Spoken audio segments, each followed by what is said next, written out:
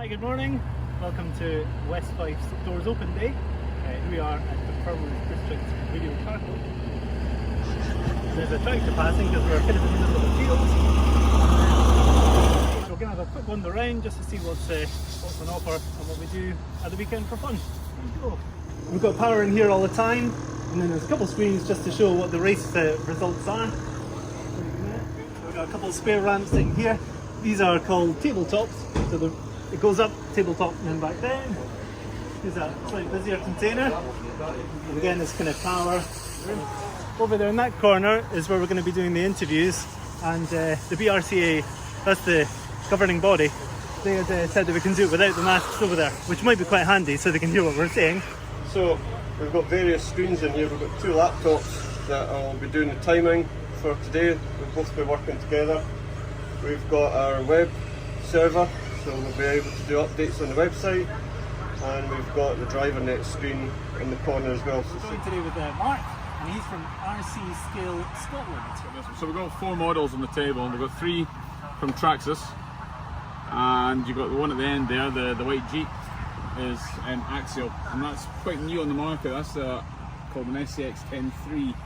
It was quite interesting when you lift them up, how it is like a real car, how it sagged down like that. I think that's amazing. The tyres are so realistic, and I cannot get over that. That's absolutely nuts. If I open up this one, this is made by Traxxas. The Ford Bronco, the body. And inside it just shows you what sort of thing we've got going on inside. So basically you've got this one's got a marine motor, steering servo, has 2 diff lock servos, and also has a gearbox servo.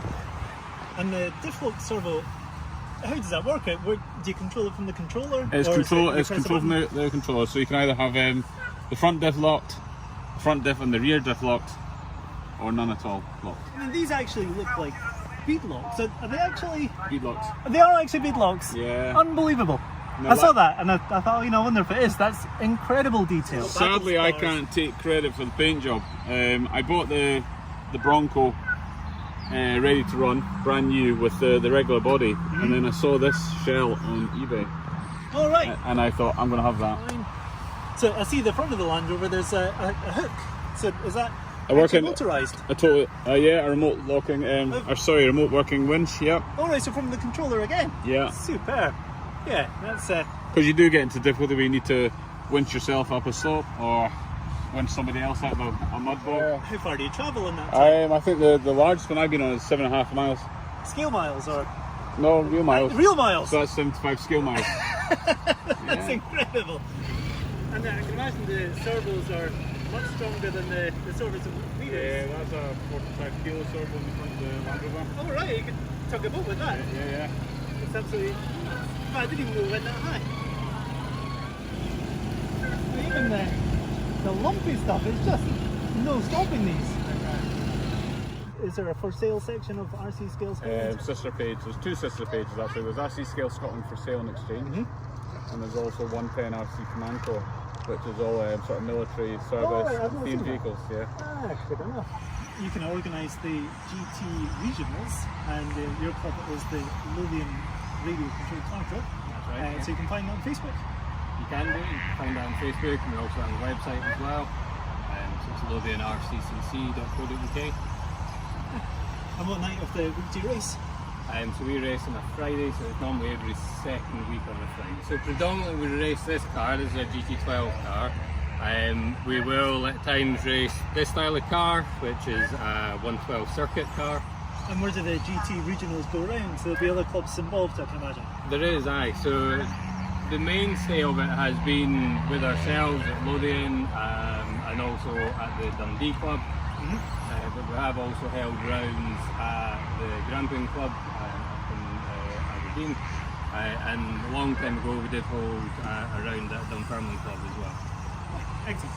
And all these clubs you can find on Facebook, I can imagine, as well. Find them on Facebook, but you can also go onto the BRCA website as well. So if you go into the brca.org, you'll then be able to find a club finder, and that will give you the clubs nearby you.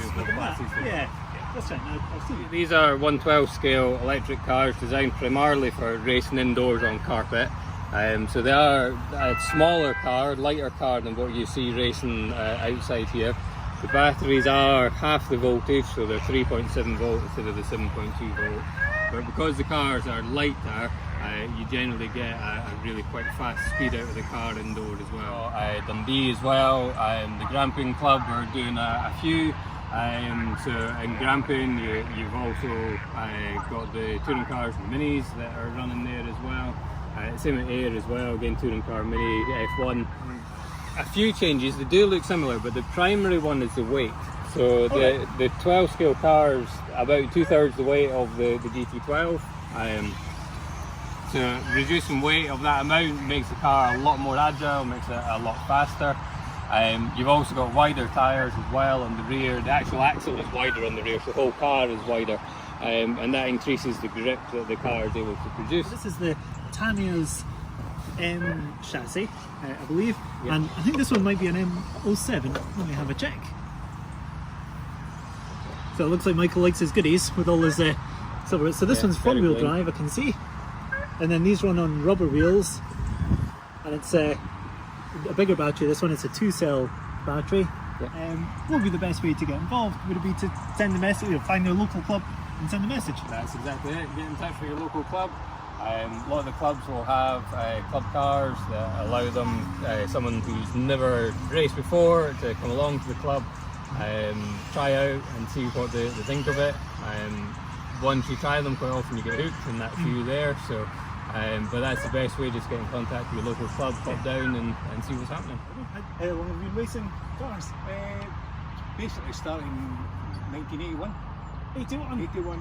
back end 81, Indulfus.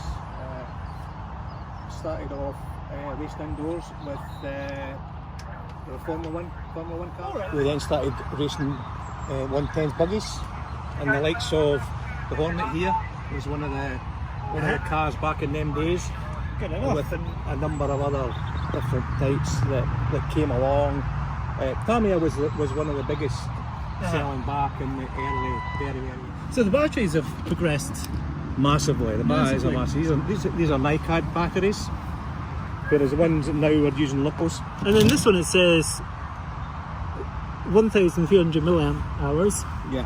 and charge at whatever for 14 to 16 hours, where the modern batteries, that particular one is 6,000 milliamps, and they charge so fast. We made a track at an old place called the Grove Petrol Station. All right. The petrol station is a wee bit of ground next to it, and we used that ground to build a track.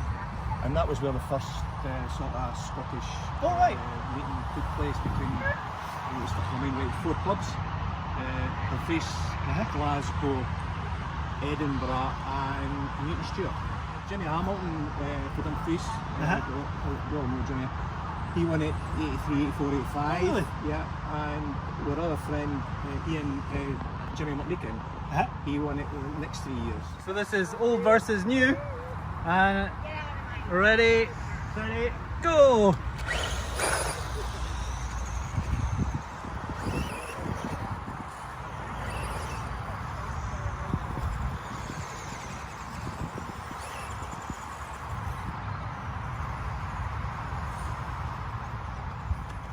We're joined today from Dave Haddle.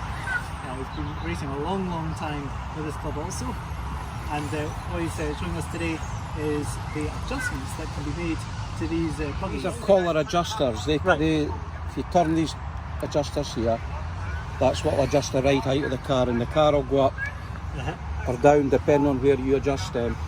You want the car lower on a high grip, low bumpy surface, and in a low grip, bumpy surface you want the car a bit further up in the air. Right. Probably about 23, 24 mil.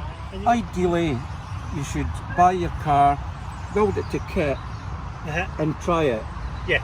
And then once you can make that car go round without too many mistakes. But these turnbuckles here, they adjust the camber, and what camber does is it allows the wheel to either go in, that's called negative camber, or out, positive camber. To be fair, at this track and most Scottish tracks, I've never had to adjust a spur gear.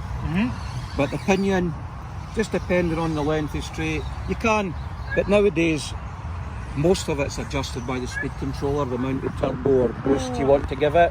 Yes. So once you've got this where you're happy with, you tend to leave it. Off-road predominantly runs the Schumacher tyres and the ballistics. Now, the Schumacher yellows are for the dry weather predominantly, and then you, as per my car, you can cut off spikes to lose grip, or if you want to keep grip, just leave the spikes on. We use green ballistics for the wet or damp, and blue ballistics for the wet. And then again the same on the front axle. We're joined today with Matt Ballistic Harrison. How are you doing, folks? Nice to meet you. And we're going to talk about the costs involved in this sport and the kind of long term as well as the initial cost of getting it. So I've actually brought along my own two-wheel drive car, and this is a bit of a history with this club, and you can see it's maybe a bit worn and tired now, but originally it was the cameraman's dad, so he had this first and then he sold it after a year or two to Ballistic. To me, yeah, to Matt. I had it for a while. Never raced it actually. No. Because then I had another car. So it comes with everything. So this is a complete ready-to-go car. So at the front here, you've got your digital servo. Here you've got your electronic speed controller. Here you've got your receiver for your radio gear. That's your battery, your LiPo battery in there. And then at the back here, you've got your motor. So this whole car with radio gear, everything included, that's £400. And that's with the transponder as well, I believe. But the transponder is actually quite a fair cost. Yeah, they're 60 to 70 quid. Yeah, that's right. I find it a bit expensive really, it's the transponder cost, but apparently the second-hand value of these doesn't go down much, they hold, that's right. So if it's not for you, you can't actually sell them. So you can get a car to get started. Again, it just depends on your budget. You can get going for as little as about 250, maybe 300, 250 to 300 if you really want. If you get a slightly older car than this, this car is pretty much unused. It's in excellent condition. So this second hand is a wee bit more. It's 400 quid to get yourself up and running, and that will do you for a good while. So you're probably looking for a radio either new they start from about 110 quid for a good one. Second hand you can pick them up for maybe £70. Actually, radio gear, the entry level stuff, I believe is like £40, you know, for the kind of basic kind of. I would recommend getting a Futaba or a Samra to get good radio gear, because once you bought it again, that's you just sorted. You know, and when you change your cars, you just keep the same radio gear typically. Yeah, that's right. You carry. And the two-wheel drive are slightly more popular as well. We get maybe slightly more two-wheel drive racers after permanent gear. Yeah. It might be different with different clubs. Yeah. And typically the two-wheel drive is cheaper, although not in this case because it comes with the radio gear. And there's also a roller here. People sell them generally as a roller, it means without any electric. So in here you can see it's just the car kit itself. It will need a servo. You sell servos for £40. It will need a transponder. They cost about 55. It will need a battery. They cost 40. It will need a motor. That will be 55. And it will need your radio gear as well. But again, this is a Kyosho, so this is a high-end model racing car, four-wheel drive, which the club It's 300. But it could be selling for £300. So, but it could easily be that you're upgrading to this. So Yeah. you've already got all these things, and then you fancy a new car. yeah, and these cars will last you several years of racing. And then in terms of maintenance and so forth, well, I spend about 50 quid a year on my cars, I'd say, just in terms of getting new tyres. You maybe break a suspension arm occasionally, but to be honest, with outdoor racing on the turf, the cars are incredibly well built.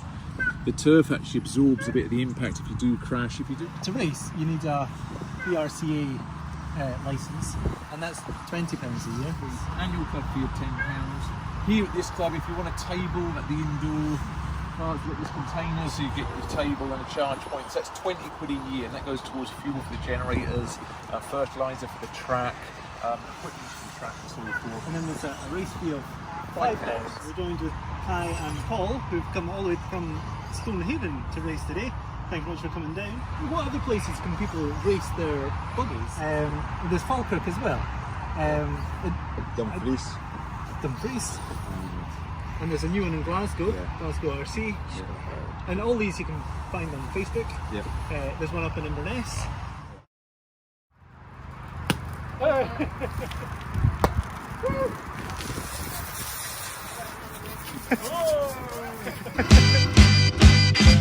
Take out the paper.